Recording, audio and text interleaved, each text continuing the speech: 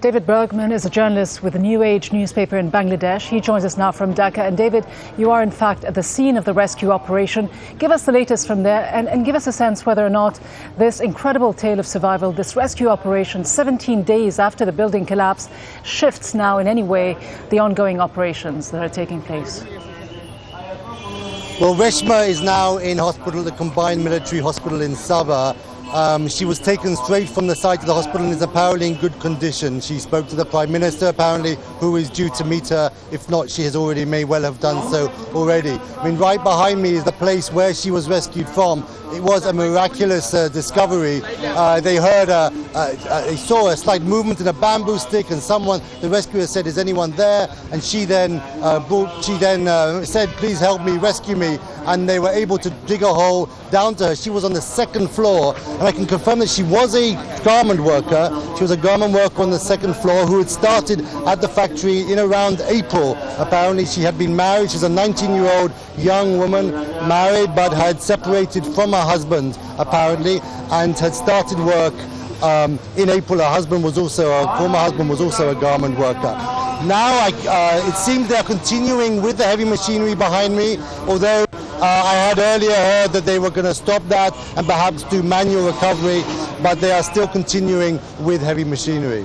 Still continuing with heavy machinery. Does this rescue operation, though, David, raise any questions now about the government's decision to use heavy equipment so early on into its operations? Does it also raise questions about the government's decision not to accept any help from international rescue teams? Well, obviously, the decision not to accept help from international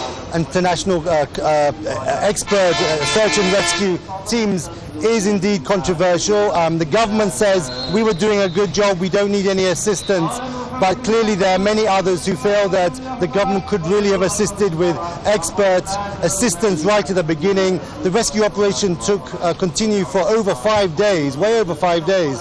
And rescue teams had been offered, and they could easily have come and assisted in the team and would have worked with them. So many people are wondering why that was the case. People are arguing, saying that maybe the government has pride and they didn't want to seek international assistance.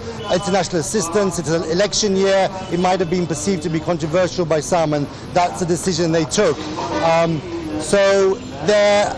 Whether or not the government should have continued with the rescue operation, I think, it was about the 7th day when they started the body recovery, and that is generally considered to be an appropriate time to assume that there are no live bodies available in a collapse of this kind. And obviously they've been undertaking the recovery operation for now over a week, and they haven't found one single live person. They've just been bringing corpse after corpse out, and the number has reached over 1,000. So it is nothing short of a miracle that they found this woman, and whilst maybe there are others in there who are alive, it's highly unlikely to be the case, and if they are, it would be just another miracle. Quite incredible developments in Dhaka. David Bergman, thanks very much.